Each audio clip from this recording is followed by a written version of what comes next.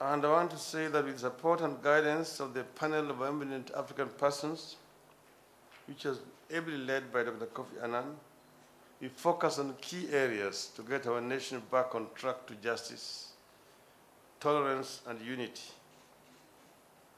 This focus, named for its part Agenda 1, 2, 3, and 4, which will be our collective compass as we sort our way back to nationhood. We might still have things to do, but 4 years down the line, we can look back proudly and say, behold, we are out of Babylon. We have more to celebrate than to regret.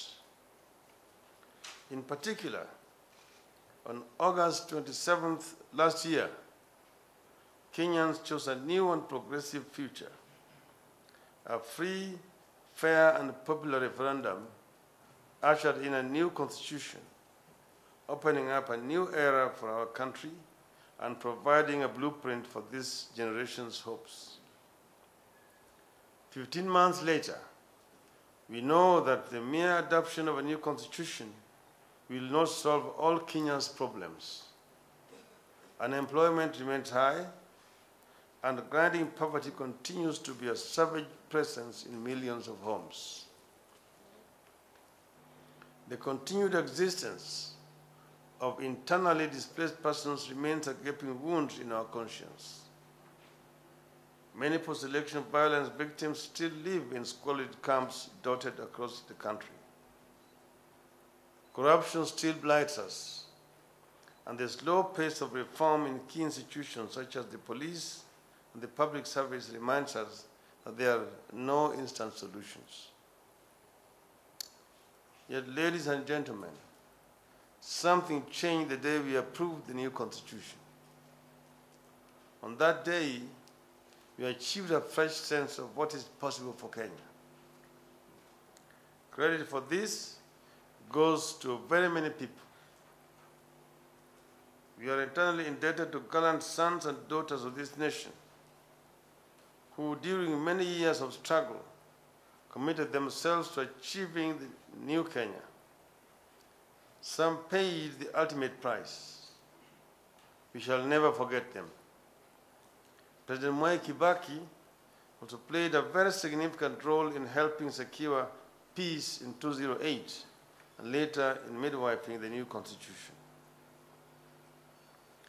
Ordinary Kenyans have played their part too.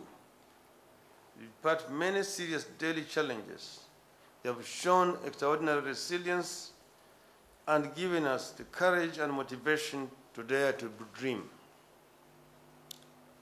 We are now in the process of implementing the new constitution, something that presents its own complex challenges. Some of these challenges stand out in importance. First is the election process, whose mismanagement in 2007 plunged our nation into a few weeks of madness. With elections again due next year, we must ensure our electoral system is a pillar of democracy and stability. We already have a new electoral laws in place, and the Independent Electorals and Boundaries Commission has been established and is working. The Political Parties Act is operational, and the police and judiciary are being reformed. But legislation is one thing, and the spirit of the law is another. In the end, it comes down to a matter of conscience, and here each one of us has a duty. It is upon us to pledge that no matter what happens in the future elections, there will be no violence, no intimidation, and no retribution. We should look at the electoral process as just a game that you play, and in a game there must be a winner and there must be a loser. By losing today, that does not mean that we will not be a winner tomorrow. We must rise above narrow sectarian interests. We must end public anxiety about the date of next year's general elections. And we must do our duty and define the electoral boundaries in good time so that the public can identify suitable leaders well in advance of the polls. A second test of our maturity and progress will be the implementation of the devolution process. The idea of devolution is to facilitate local ownership of infrastructure, such as roads, irrigation, schools, and hospitals, investing in local solutions to local problems. Recently, we have witnessed disagreement between two ministries regarding the sharing of resources between the national and county levels of government. The disagreement symbolizes the tension between the old and the new. It is the difference between keeping control at the center and empowering local communities. But there are no two ways about it. The new constitution promises that the people themselves will decide how to invest their region's share of the national cake. And that is what we must ensure, because in doing so, we will be able to deal with the disparities in development which has characterized our country since independence. We will be able to deal decisively with this issue of equity in sharing of the national cake.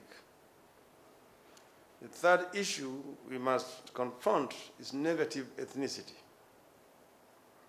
The violence of 2007 and 2008 had an ugly ethnic face. 4 years on, continuing ethnic hostility means that some people can still neither return to their previous homes nor find new places of settlement. Thankfully, many Kenyans, especially the youth, have begun to rise above such troubled thinking. Young people are concerned about policies, not leaders or tribes.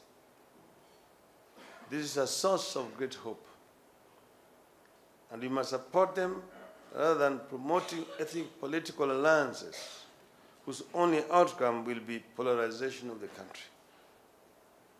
Each of us must be a leader in helping to enshrine diversity. We must fly the flag of ethnic tolerance and national unity and ensure that political leaders are held to account. Unity in diversity is the call here. The Constitution guarantees peaceful diversity and we must defend it. Corruption and impunity make up the fourth important issue. Last week, the Transparency International ranked Kenya as number 154 of 178 countries on the Global Corruption Perception Index, where 178 represents the worst. This is a further fall from last year's grim rating. The new constitution has given us stronger tools to battle corruption, and we must use them.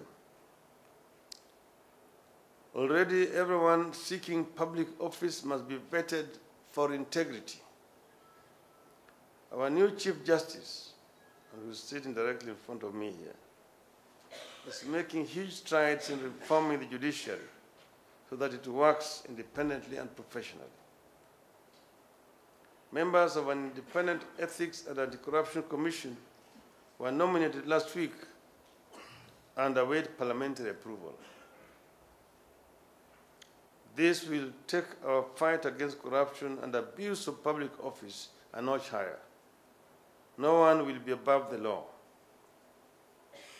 Ladies and gentlemen, the process of national dialogue and reconciliation gave us the chance to improve Kenya in fundamental ways. We have now passed many tests to reach this point. Serious obstacles still confront us, but the hopes and dreams embodied in the Constitution must not be crushed by inertia or sabotaged by partisan disputes. We can do better than that. Our collective efforts must ensure that our children inherit a country where every individual has real hope, real expectation, and equal opportunity for personal success and fulfillment.